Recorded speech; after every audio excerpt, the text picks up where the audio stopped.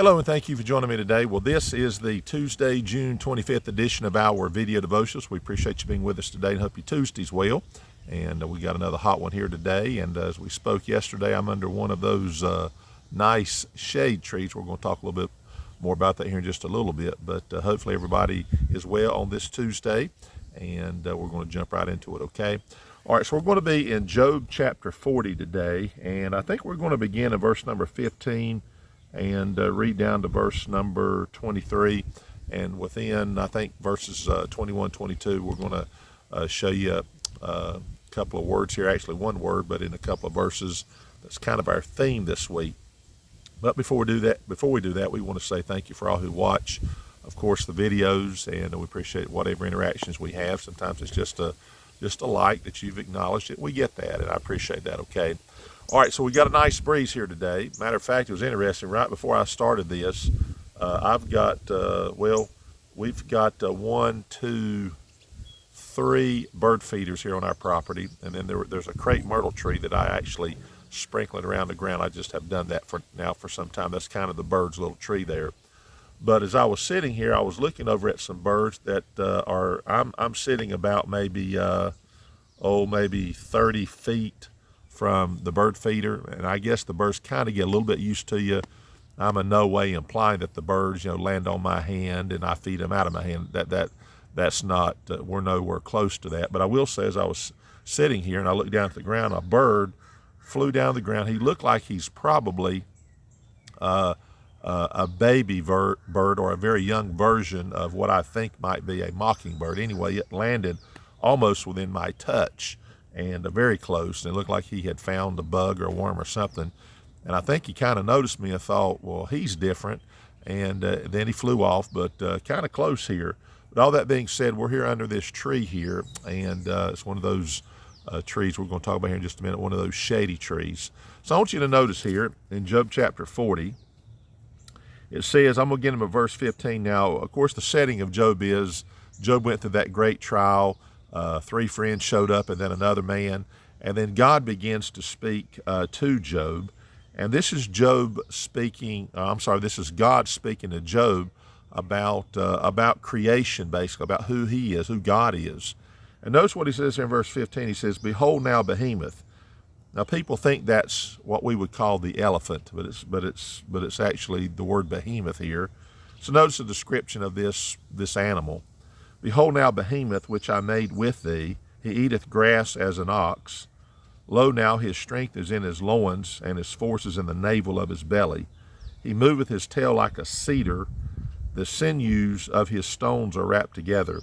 His bones are as strong pieces of brass, his bones are like the bars of iron. He is the chief of the ways of God. He that made him can make his sword to approach unto him. Surely the mountains bring him forth food, where all the beasts of the field play. Now notice verse 21 and 22. He lieth under the shady trees in the covert of the reed and fens. The shady trees cover him with their shadow. The willows of the brook compass him about. So I'm going to stop right there. Obviously, we're talking about this. If it's an elephant, it's an elephant. If it's a rhinoceros, it is what it is. But God is speaking about this great and mighty animal that has powerful strength. And God even likened himself to, he says he is the chief of the ways of God. Isn't that interesting? But it talked about this time in this animal's life in which after he would eat, he would lie down, it says. He lieth under the shady trees. And then verse 22, the shady trees cover him with their shadow. Now, you understand that if you're from the country or even drive down the highway, sometimes you can be driving down the highway, you can look over and see pastures and great areas that are fenced off that have animals in it, like dairy cows or beef cows, whatever, and horses even. And sometimes you see, especially in this kind of weather, they'll be under the shade trees. They'll be standing there swishing their tails, keeping the flies off and all that. And sometimes they'll be lying down. Well, there's relief from that, you see. And I'm so glad I'm under this tree here. If I was sitting out in the sunshine right now, I'd be pretty hot. It'd be getting close to being miserable just sitting in it, and no relief from the sun. Well, here's where I want to kind of turn this just a little bit. Okay, you understand what the shade is. We talked about it yesterday. It represents relief rather, coolness compared to the being out in the sunshine and all of that.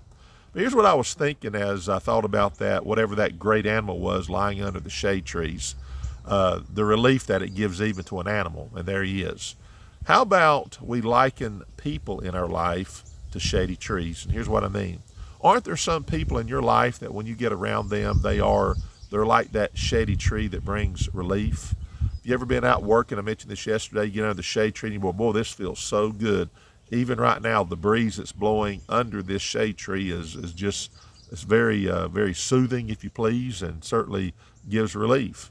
And there's people in your life that are that way. The converse of that, or the opposite of that, is there are some people, sadly, when you get around them, it just kind of makes things a little tense, perhaps, or maybe they don't bring a sense of relief like some people do. And sometimes it may not be some people's fault. You may not know them that well, and they may not know you that well. But how about friends that are kind of like your shady trees? How about your spouse? How about your family? How about the people at your church, your pastor perhaps? There's certain people maybe you work with. You may work in a place where there's a lot of employees, but just some of those employees are just people that you know and you confide in them perhaps.